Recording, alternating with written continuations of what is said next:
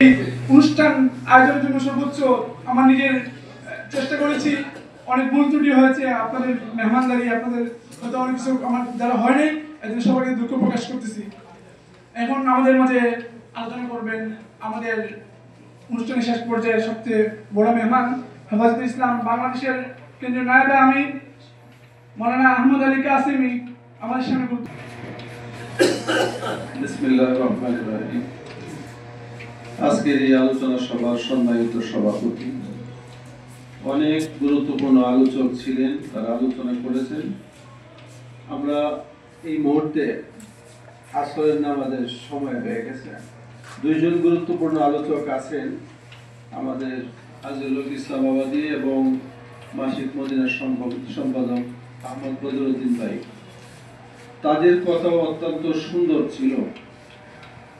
আসলে ব্যাপারটা হচ্ছে যে আমরা আমাদের আলেম ওলামাদের যে অবদান, এটা আস্তে আস্তে বলতে বসেছি।